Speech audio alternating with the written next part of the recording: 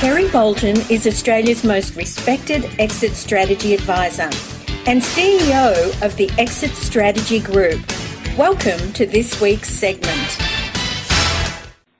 One of the things that I touch on in my new book that's coming up in the next few months is in fact some of these hurdles that you're going to need to leap over. And some of them that I've come across are what may seem really basic to you, but there's a few that I just want to cover right now. And at the very base of it all is in fact the owner's failure to plan for the sale. And that really is the number one reason that businesses don't sell.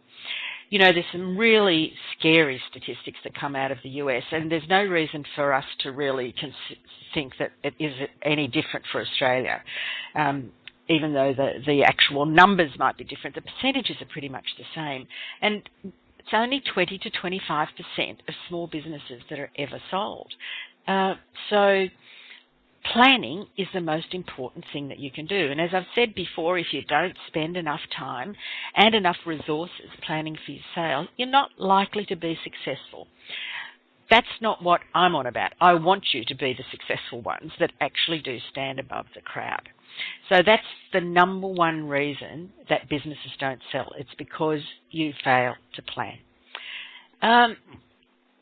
One of the other reasons that come along is really low or inconsistent gross margins.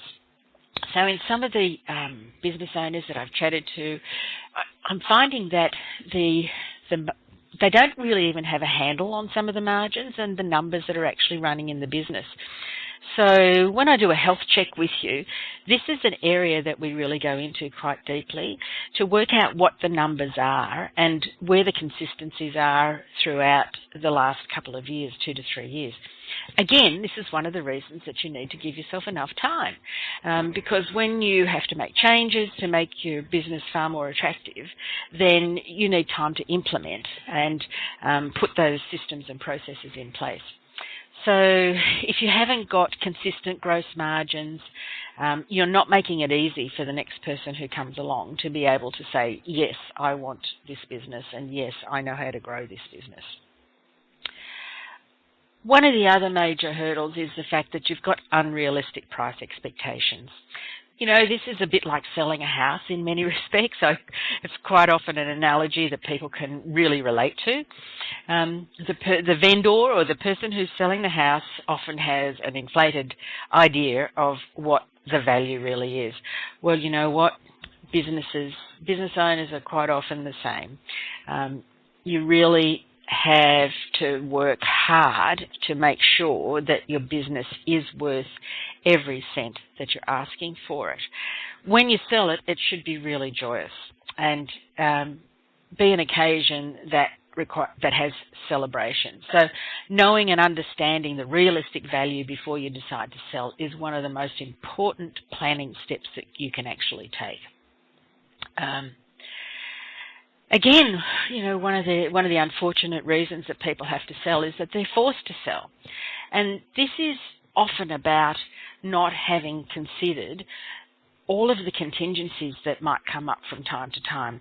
In my book, I talk about them as the dastardly Ds, you know, and sadly, I've experienced many of those throughout my business career. But this is something that can be addressed when you think about it a little more clearly, put in place the agreements that you need to have, double check to make sure what your insurances cover.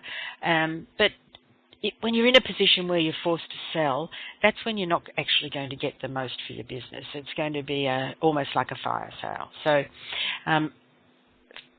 best thing you can do is to sit down, get a realistic valuation of the business, understand the tax implications as well of any sort of sale, and make sure that your own personal financial situation is taken care of if you happen to find yourself in the position where you actually have to make a move fairly quickly. One of the other areas that's often crucial that you find that often can be a barrier is in fact not having adequate second level management. So buyers want to make sure that they can rely on the business to run successfully without you being around. I think I've mentioned it before in some of my other blogs that the reliance on the key manager, of course, is something that actually detracts and takes away value from the business. So it's really important to make sure that you can set the business up to be able to run successfully without you, but also to make sure that you do have employees who can help deal with any difficult issues that may arise, and who are well qualified to be able to make sure the business can run without you being around. So I hope you have found those helpful to be able to think about over the next little while. If you don't have a copy of Kerry's new book, The Uncensored Truth About Exit Strategies, please visit freeexitstrategybook.com.au.